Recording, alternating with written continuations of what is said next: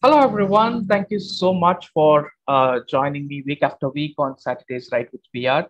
This is not a program that helps people to become amazing writers. This is just for mainly for those who feel that you want to write, but you don't have time or you don't know how to start. As a part of these sessions, we recently started inviting authors who have published books and bloggers to talk to us, to motivate us, and share their experience. And today we have a very special person with us. One of the reasons is he is my mentor, so it's very, very, very special for me. And other than that, let me tell you more about him. His name is Dr. Vikram Venkateswaran. He is an award winning healthcare and technology leader with over 20 years of experience across healthcare. Dr. Vikram is recognized as among the top 50 healthcare strategists to follow in India. He is also among the top 30 influencers. In 2021, he published his debut book, Own Your Health, which went on to become the Amazon's bestseller in the holistic medicine segment. He is also the founder and editor of Healthcare India, a think tank that is passionate about building futuristic models for healthcare in India. So that's a more than enough, I think, for a lot of you to be eager to listen to what this amazing person has to say. He is he's a dentist turned marketing professional who is now an icon in the healthcare field in India. Well, I'm more than eager to listen to him. But before we get started, Dr. Vikram has got something for us. He wants us to practice something. He's going to give us instructions to do that. We'll start with that and then go ahead with the interview. Over to you, sir. Thank you, Balaji, and good evening to all of you. And thank you for taking the time out. One of the toughest things in life is to invest in yourself. We do invest in stocks, bonds, real estate, uh, savings funds, but we somehow hesitate to invest in ourselves. And I'm happy that you're doing that. You're taking time out on a Saturday evening to kind of learn a few things and invest in yourself, or at least hear perspectives from others. Simon Sinek always says that great leaders, they bring two things. One is empathy and second is perspective. So hopefully today you will get perspective and hopefully enhance your own perspective as leaders. So before we start, I requested Balaji for 2 minutes, and I want you to go through this exercise because it's probably the most powerful exercise we never do, right? And what I want you to do is just close and think about your most important conversation that's going to happen 10 years from now. Just close your eyes, just go with the flow. Just 10 years from now, whatever your age is, wherever you are, 10 years from now, it's the most important conversation that's going to happen. It's going to take place with a very key person. It could be anybody. It could be a leader. It could be a mentor. It could be somebody who you idolize, maybe a future job, maybe a board member, national leader, prime minister. It could be anybody.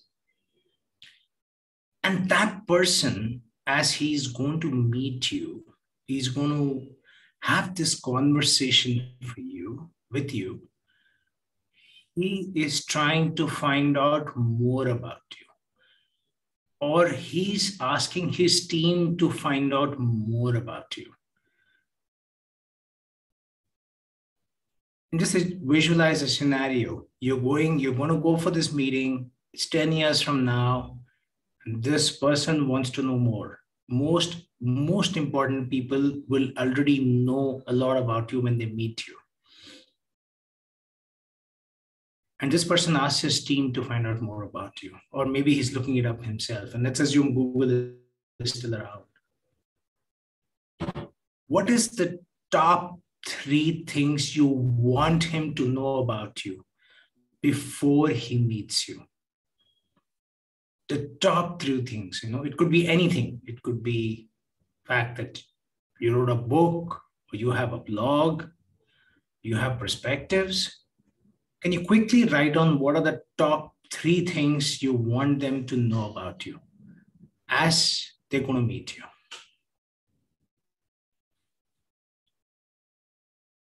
whatever the context, whatever your context you thought of, right? It may not be a business context.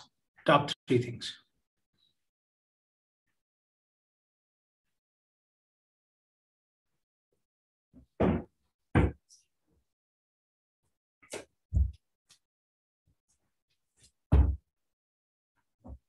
And as I told you to write it down, I'm writing it down myself. Okay. My potential, my attitude, my expectations. Very good.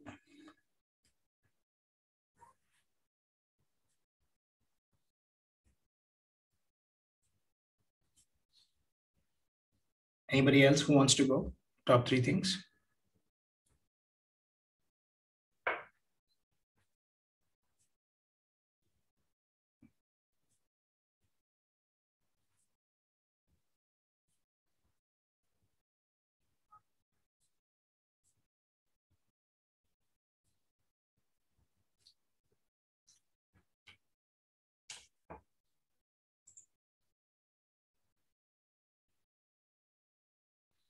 Anybody else? Don't make it. Okay. Is he a subject matter expert? His core values? How can we work together? I think that's a great point, Balaji. I think that's the last point, is what everybody thinks about. How can we work together?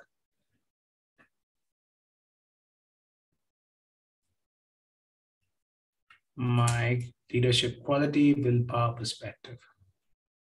All right. Anybody else wants to share?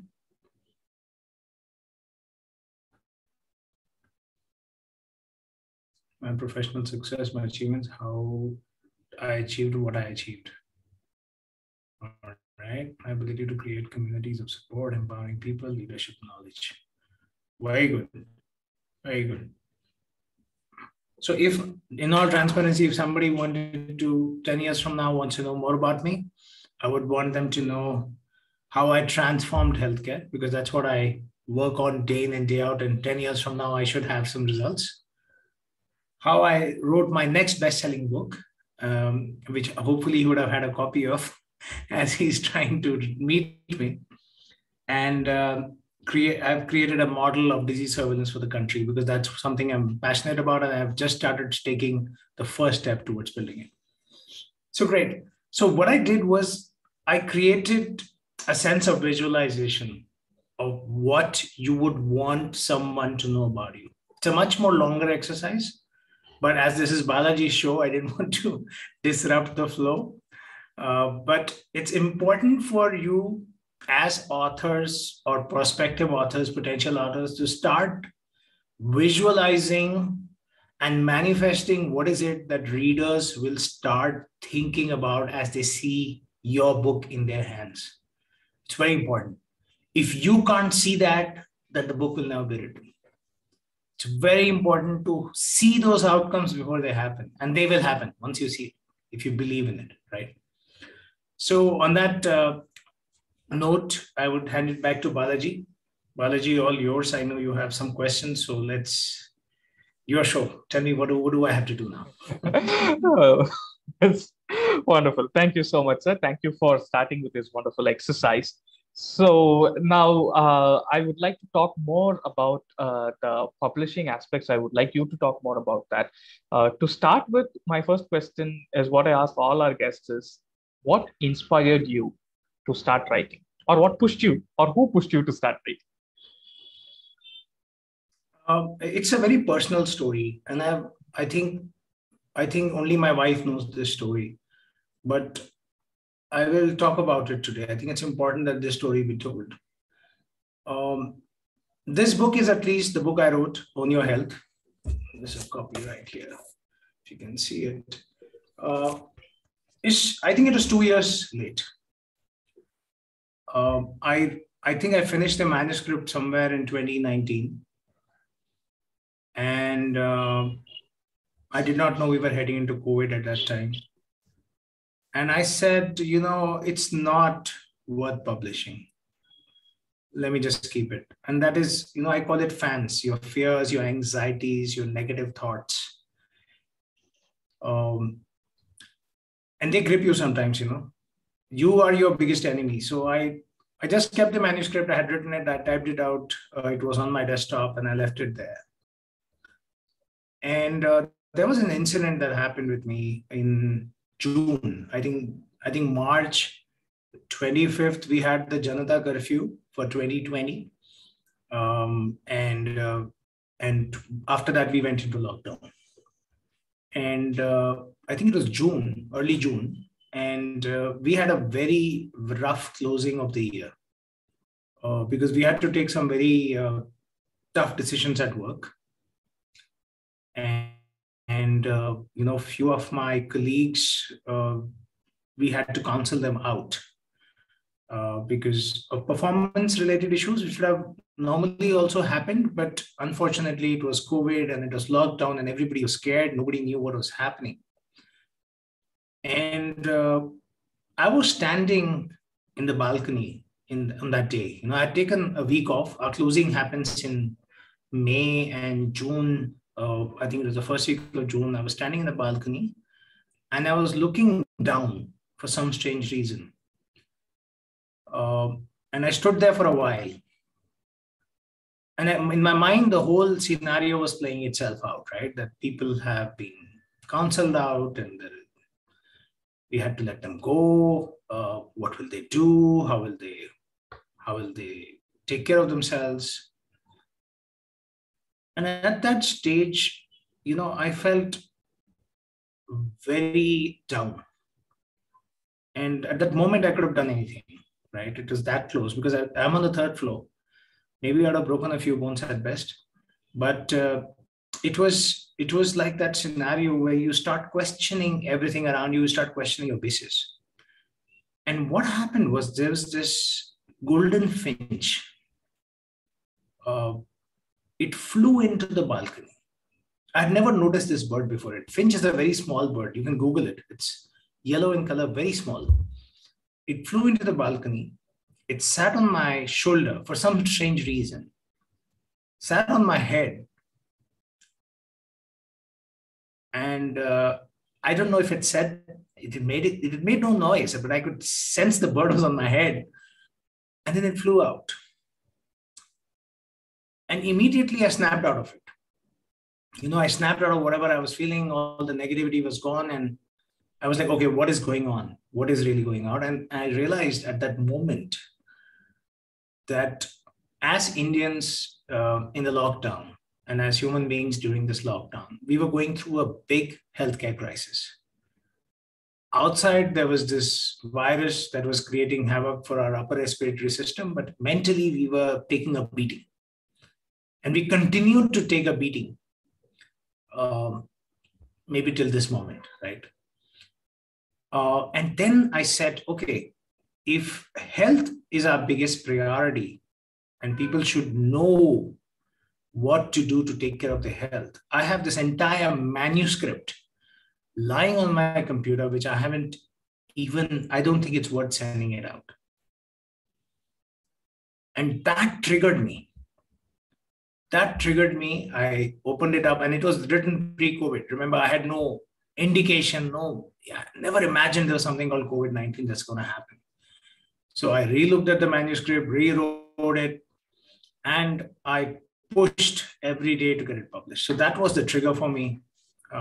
It was a moment where anything could have happened. We would not be having this conversation. That was that kind of a moment.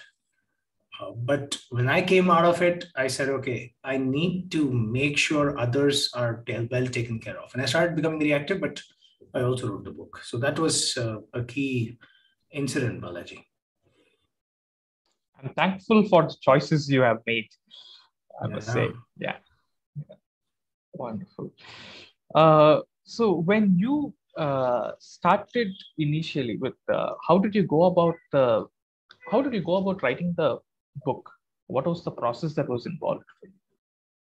Yeah, that's a great question. So I would say there were two mechanics to it. One was the content of the book, what it should have, and then the mechanism I used to put that all together. So the content or the focus of the book was always going to be how you can utilize all the knowledge, all the information, all the technology available to us to take better care of your health. That's why own your health. So the philosophy was around that, nobody knows you. Only you know yourself. Your doctors can't tell you what to do. Your parents can't tell you. Your wife, your spouse can't tell you. Your friends, your children, they can't tell you because they don't know you. Only you know yourself, and you will have to take care of your health. The call has to come from within, that I have to take charge. Otherwise, it doesn't happen. And luckily for me, there was one advantage that I had been writing my website since 2010. So I had a lot of material that I had written over the years, which I could use as a basis for some of this writing. And I knew I had written a lot on preventive because that was a core philosophy that I had carried for almost 10 years, 10, 12 years now. So I started looking back at some of that base content, which became a good source of research. As I had published it on my website, I held the copyright. So it was a big advantage for me that way, that I already had, you say, one step at a time. Every journey is one step at a time. So I had a big advantage that I had taken so many steps that I could fall back on that reservoir of knowledge and content to start looking through what was relevant and what was not. And that I think really helped me. On the mechanism, and there's no other way about it, right? Is that one of the biggest inspirations for me while I was writing those books was Robin Sharma. And I had read his 5 a.m. Club. I have been following his philosophy for a while. And he talks about rituals. You have to have rituals. So I used to, so the 5 a.m. Club is waking up at 5 and, going through the rituals, for your heart set, mindset, and your health set.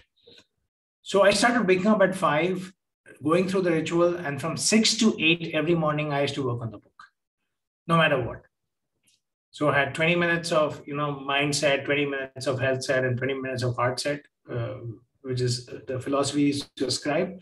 And 6 to 8, come rain, hail, snow, shine, whatever, I used to work on the book. Because remember, this was before COVID, when I had a day job too, and I had all these activities later, so that mind remains fresh.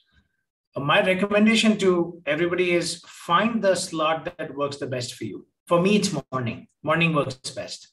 My mind is like a pond in the morning, right? By evening, it's like the Atlantic Ocean. It's raging with waves. So morning is fresh and calm. So I chose the mechanics in the morning. And I started writing it. But when that incident happened and I had to push it, I almost spent 3 hours a day and maybe many more hours because I was now a man on a mission. I had to get the book out, right? So there were 2 parts to it. The initial part where I was taking my own sweet time and, running along like a marathon. And the second part, when I actually got the book published, it was more like Usain Bolt on a dash. So I was running through everything. That's interesting. I think many people fall into both the categories. And is there any specific method to follow at specific instances, or it just go with the gut? No, you can't go with the gut, because see, what I feel, a story, there has to be a story. If you want your book to be accepted, right, there has to be a story in it. And the way I structured it, the way I structured everything is I look at what is the overall purpose? Why am I writing this book? Is there a story that has to be told, and what is the purpose of that story? So if you look at Panchatantra, Jataka tales, and Upanishads, they were all stories, and stories that have passed wisdom over the years down to us. And we are great storytellers. I mean, you just read one chapter of Mahabharata and you'll see what a beautiful story it is, right? It's called Itihas, so it's our history, but the storytelling is phenomenal. And that's what makes these texts very valuable. So at top is your purpose. And from the purpose comes your, whatever mission you have in life, right? It could be to be a leader, to be helping others. It could be creating the community. And from that mission comes your vision. the vision for the book. What is the vision? Next 10 years, what's going to happen? That's going to be so radical that this has to be told now. And from there, your intermediate goals, okay, I want students to read it. I want professionals to read it. So I think that structure has to be very clear. Otherwise, who is this book for? That gets very confusing. And the second part is, as you're dividing this, you have to put yourself in the reader's shoes. Because if you write from your gut and you're writing for yourself, there's always a loss in translation. Because you might want to say something which seems nice to you or fine to you, but the reader is not able to understand what is being said, right? And if you give simple examples, is if those of us who receive these emails from people, they're so self-centric about the way they are writing that we don't understand those emails.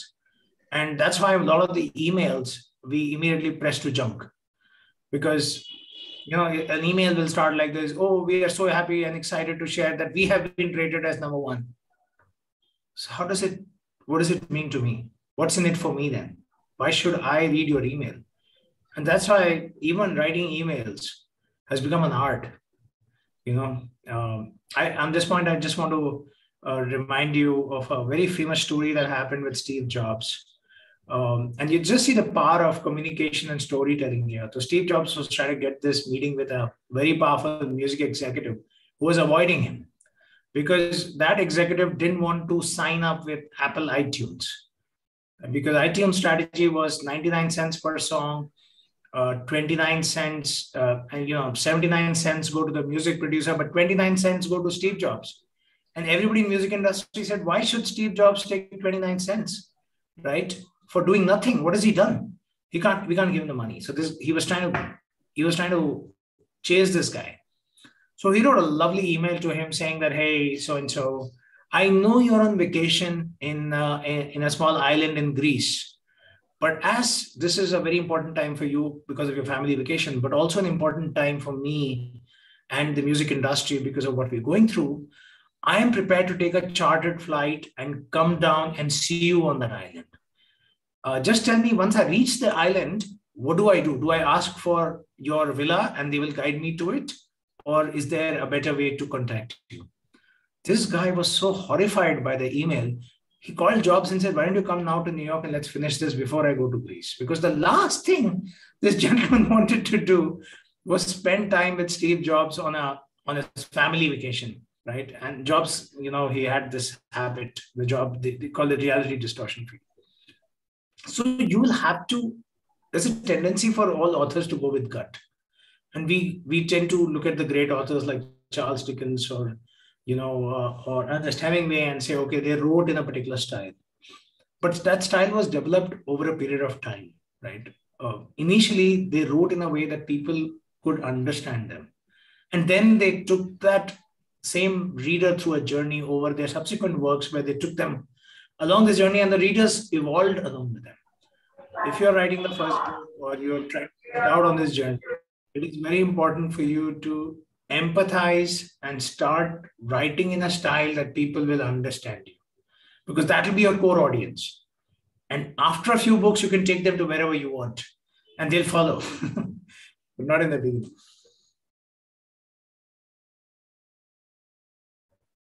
Well, so thank you so much. You mentioned about writing your blogs and on your website earlier that helped you when it came to publishing your book or working on your book. So now, as you are one of the leading healthcare strategists in India and healthcare influencers in India, I would like to know, how has writing helped you to reach there? Has it played a role, and how important was that role? But that's a very good point, Balaji. And I think the book has definitely helped me personally, in the sense that I feel I had a duty to do it, and the very fact that I was able to go ahead and do it, despite having, I think, delayed the process by about 2 years, give me an immense sense of satisfaction. the fact that it was well received was a plus for me, right? At that stage, I said, this is something, this story has to be told. I have to let people know that they have to take care of their health, and this is how they can do it. Interestingly, the book, and Balaji, I think you've read it, I have used my own healthcare data that I've collected for almost 5 years.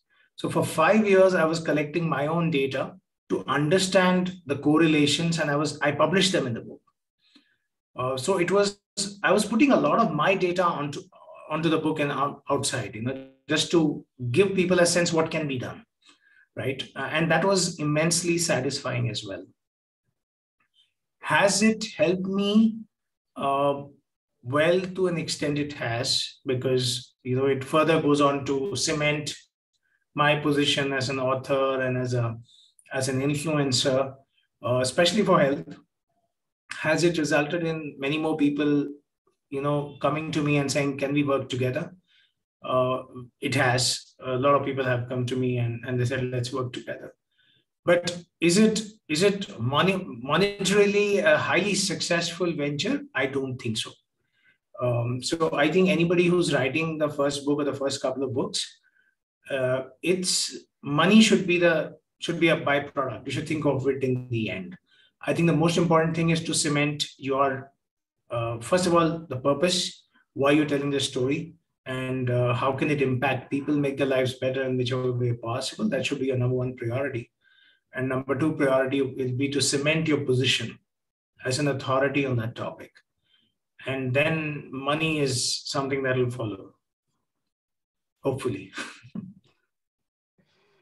Well, yeah, thank you. Thank you so much for that candid and honest and straightforward answer to this question.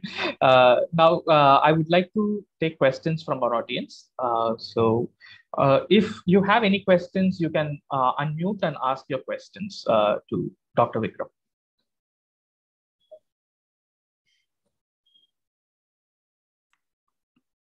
Hi, Dr. Vikram, Rahul here. Hello. So, yeah, you rightly said that one has to first think of why this story need to be told, right? So one thing which, and I don't know, this is my perspective because I'm hearing you for the first time, that you are into medical fraternity and you have written a book on the same field. So what would be your suggestion if that is not the case? Like, let's take me. I am into professional world, so I'm into transformation and corporate world, but I want to write something. So there is one parallel thing keep happening that I keep visiting places. So the only thing which always come into my mind is those incidents. But so coming back to your original question, I'm not sure what story needed to be told. So if that is the question, how should one start his book writing journey? Rahul, that's a great question. I think there are a couple of ways that it can be done, right? So I like to give anecdotes because I like leading with anecdotes. One is, there was a time when I was utterly dissatisfied with my career, and I had just made the shift from clinical practice to working as a management consultant, and I was not sure what was going on, and I was not happy. And my organization had this policy that you could, buy a few books and expense them. And during that time, one of the books I started reading was by Richard Branson. It was the first book I'd read of him, and I had my opinion of him, because I saw Vijay Mallya and I saw him, and I compared both, and I said they were almost similar people. Sure. But when I started reading Richard Branson's book, I understood that he was very deep. And he talks about a lot of things that affect all of us. For example, one of the things I got from the book is, he said, if you don't like your job, then quit, right? But it's not easy to quit because you have bills to pay, you have commercial obligations, financial obligations. So look for other things that give you satisfaction and pursue them. Don't focus on your job that much. Do what is required ethically. and then pursue other things that give you satisfaction. So my recommendation to you, Rahul, is if there's something at work that you really enjoy, like you said, you're in transformation. It could be people transformation, process transformation, or technology transformation, or even strategy. Mm-hmm. If any of those areas excite you and you feel, okay, there's a story that has to be told, then go for it. Sure. If not, look for things where you spend your free time, where you spend your Saturday, Sunday. And if you journal, if you keep a diary, and that's what Robin Sharma always talks about, journaling, because it's very important, because we keep forgetting where we spent our time. So if you keep a journal or a diary, you would know where you're spending your time. If that doesn't work, then what really works is to really do some mindful meditation or thinking, go back to your childhood or younger days and see what really excited you about those days. You know, it could be a sport like cricket. It could be, quizzing. It could be coin collection. It could be anything you did in your younger days, which you probably don't do today for whatever reason, right? And see if you think there's enough there as a perspective to write about. Yeah. So these are the three methods I would follow if I didn't have to write about healthcare. And interestingly, Rahul, my first book, which is still not published, the one that I've written, was a corporate boardroom drama. It was somewhat like God was a banker, if God was a banker. But it's in the works. It's been in the works for almost 8 years now. And I never published it because I got various feedback from various people. And it was my perspective on how a company should be run. And having been in the management side of things now for almost 14 years, I feel it's good it was not published. I think that's the first thing I'm going to do post-retirement, because I'll have so many stories to tell that it'll make a very exciting read. Yeah. Thank you very much for your perspective. So I would like to give my reference. So I am a published author, by the way. So I have published a technical book per se. I keep saying, if anyone want to improve his basic level of photography, let us suppose if someone want to be a photographer. But yeah, the challenge is in the fiction, because every week I keep idea that, okay, let's build maybe idea A, then idea B. But, as you rightly said, that one has to give a decent amount of time to build those ideas. But anyway, thanks a lot, Vikram sir, for your perspective. Yeah. Thank you, Rahul, and congratulations on your book, and trust it succeeds and it helps people take better photographs. Yeah, thank you. Okay, thank you, Rahul, for the question. Yes, Ram, please go ahead. We are not able to hear you, Ram.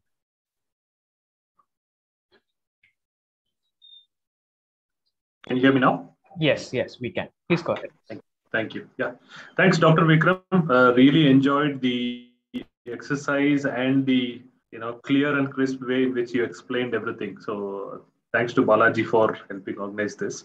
The question I have is, it is often said that writing the book is probably the easiest part of it in terms of the publishing journey, right? So I want to hear about the entire journey from your side. So how did you feel the whole process was? Because I keep hearing from many such published authors that while writing is tough, that's actually the easiest part. So your thoughts, please. Yeah, I agree. I totally agree with you. Writing is probably the easiest part of it. And if you look at the other two parts, which is one is publishing and third is marketing the book, right? Those are extremely tough areas because number one, it's a very painful exercise getting publishers to pay attention to you. We see more publishing houses shutting down now. For example, Amazon is shutting down the publishing house it acquired some years ago. And similarly, a lot of self-publishing platforms have sprung up. And it's a question of, okay, I can pay some X amount of money and get it published. Similar issue is with marketing, because you will have so many agencies that'll reach out to you and you say, okay, you can pay me this much, I'll get you 20 tweets or 30 Facebook posts and so many reviews. But I'm going to go back to what worked for me, right? So one advantage that I've had is that I've always been a sales and marketing guy. I know how to sell. And I can sell very well if I want. Healthcare, Own Your Health was not one such exercise because it was purely from my heart. And it was something that I said the story had to be told. But the best thing to do, and I'll give you the mistakes I made so that you don't make them. Number one, you need an A-grade editor. An editor has to be somebody, I think is the most important part of your entire book journey. Somebody has to edit your book. Somebody has to take the brutal calls, whether that chapter 19, third paragraph makes sense or it has to go out. And it can't be you. It can't be you because you've written the book. You're in love with every word, including apostrophe, full stop, everything on the book, on the manuscript. But there has to be an editor. And if you don't have a friend who's willing to sacrifice his time for your friendship, you might have to buy an editor or hire an editor. Editor is the most important person for the book journey. I made that mistake. I didn't edit it. I didn't get an editor. I thought I was very, very good. Then candidly, to tell you the truth, I had to request my wife to edit it. And my wife is a former journalist. And she had, started her career from Hindu. So every day I'll get scoldings from her over my manuscript. And then she edited it. Eventually she did it, but she kept scolding me throughout the process. So it's not I wouldn't recommend for anybody to get their wife or husband to edit it, right? Because it's a very painful process. Keep listening to them. And even now I told her, she said, where are you going? I said, I'm going to talk to Balaji in front of some of the prospective authors. And she looked at me. She gave me that look. She said, you can't, you needed me to edit your document. How can you talk about, books? But that's set aside, you need an editor. She did a fabulous job because she had the experience with newspaper. And the editor is very important. So that's number one. Number two, as you're starting to write the book, and that's why I said that your purpose should be very important. You want to mentally visualize who is your audience and where you can find them. Nobody will do this exercise for you. Any agency who comes, anybody who talks to you said, okay, we can do this for the X amount of money. They are not thinking through. The best marketers in the world are not in this business. They're selling soap, shampoo, software. They're not here. So what you're left with is people who couldn't make it there. Right? No disrespect meant to anybody in the publishing, in the agency business, right? I love them, they're good. But even in the agency business, they're selling soap shampoo. They're not selling books. So you got to, if you start with who is this book for, then the next question to ask is where can I find them? And that should form the basis of how you market the book. Like, okay, are they on Facebook? If yes, then make Facebook your strategy. That's a great strategy. Right. A little bit more on the promotion of the book, right? Because it's very important. I think you should talk to as many people as you can about your book. Let them know you're publishing it, especially your friends, family, anybody close to you. I actually made a list, of about 500 people who are close to me. And I reached out to each one of them personally, told them I've written this book because I wanted them to read it. And don't hesitate. Don't feel shy that, if I tell people, they will laugh. Let them laugh. It's okay. You've written the book. When you have an ISBN number, it's published. It's out in the public. Let people laugh. It doesn't matter. If they think it's a horrible book, it's a horrible book. You should see the kind of reviews Chetan Bhagan gets, right? He gets horrible reviews. A good promotion strategy focuses on what is it being said and who are the important people who need to hear it. In my case, health is universal. So I felt all my near dear ones need to know this, right? The third thing is, don't spread yourself too thin. Pick a few areas and battle it out there. So if Facebook is your strategy, stick to Facebook. If you want to do only word of mouth, do only word of mouth. That's fine. So editor, most important. Your promotion strategy, second most important. The third important area is your publisher. I don't know, Rahul, if you self-published your book or you had a publisher, but most new authors, established publishers will not pick up. J.K. Rowling is a extremely lucky lady. They don't pick up new manuscripts. Once you're established, they pick it up. But the new authors, they don't pick it up. It's very rare. Or you can keep trying, and somebody will come and pick it up eventually, right? So you have a couple of routes after that. Either you can go to extremely small publishing houses who probably will do it at scratch with limited or no marketing push behind it. Or you can go for a self-publishing route. Or in other cases, you can apply for a grant. There are sometimes these grants available for certain topics. So that's what happened to me. There was a grant available for healthcare because of COVID, and I applied for it, and a lot of my publishing was covered by that. And eventually I ended up, only paying for Amazon, keywords because I had to, invest somewhere. So I invested on Amazon keywords. So your publisher, unless and until you're fortunate or you have some connects in the industry, is invariably going to be somebody who probably either is a self-publishing platform or somebody who's relatively new, doesn't know much himself, right? So that's the sad reality of how things are, the mechanics of it. So A, you need a good editor. And this is after you define the purpose and everything. Number two, you need to have a very good marketing strategy, which has to be aligned with who's your audience, where are they going to be present. And number three, unfortunately, from a publishing part, you can either apply for grants if you have topics. For example, right now, the government of India is promoting a lot of renewable energy, green energy, anything on sustainability. The government of India is promoting. So if you're in those areas, you probably can get some grant from DIFAC, from so many other bodies. There are grants floating around, and you can use one of them. Healthcare, obviously, there is a big move across the country, and you can get some grants here and there. Otherwise, you will end up either with a very small publisher or self-publishing. So that's the scenario around. And sorry, Vikram and Balaji, I don't want to hijack system. So mine was Kindle publishing. And again, a few minutes back, Vikram, the way you had said, money was not my criteria. Since I'm into transformation, for me, this book is also act like a project management. Like I visualize my index and then all those things. So I don't know.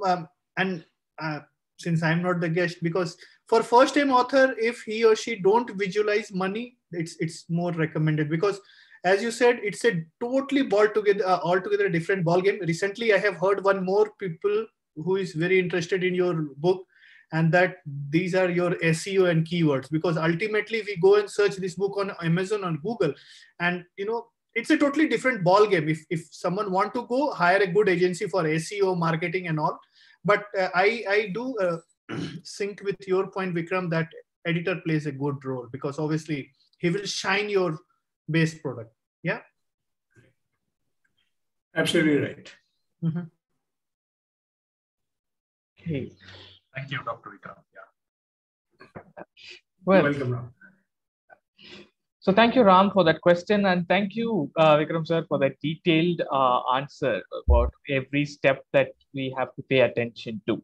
I know what happens when it comes to editing, because when I read even an email that I write, I don't see any errors. And when there's somebody receives this and they ask me like, Balaji, is this some kind of bad example of an email that you want to give in your pure sense?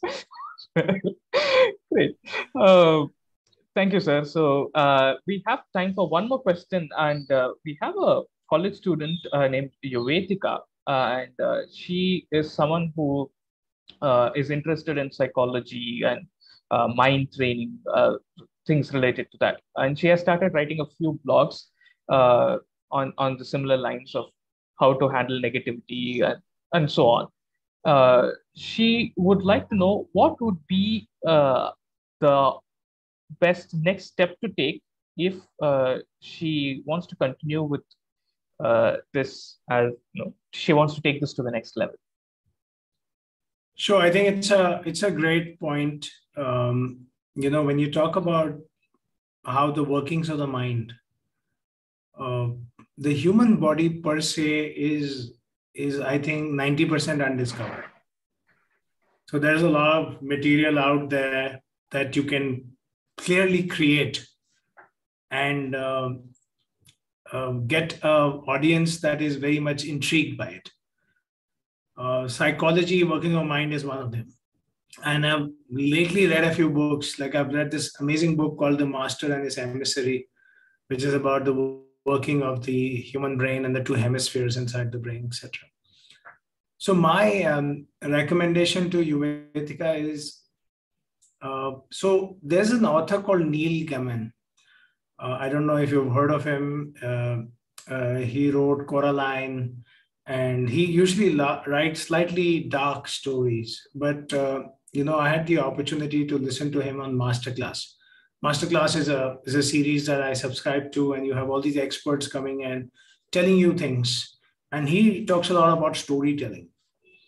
And one of the things I learned from him is during the sessions is you got to start with an idea and keep exploring that idea till you come to a full stop. And then you stop the story there, keep it aside, then pick up another idea and keep pursuing the idea till you come to a full stop. Eventually, once you pursued enough ideas, you will see that it has enough material to make a good book. So that's one part of it. The other part, Yuvetika, is in a human mind and psychology. It's very important to interview experts because you are not an expert. You are building perspective, which is important for a leader. But building a perspective can be introspection, can also be from others' experiences. So what I would recommend is try interviewing a few psychologists who are in the industry, academicians, who work in the field of psychology, whether it's child psychology or work psychology, and start documenting those. Take their consent in advance. Say that I might be publishing this at some stage, I need your consent, right? Because these experts give you a lot of credence for your book in the future.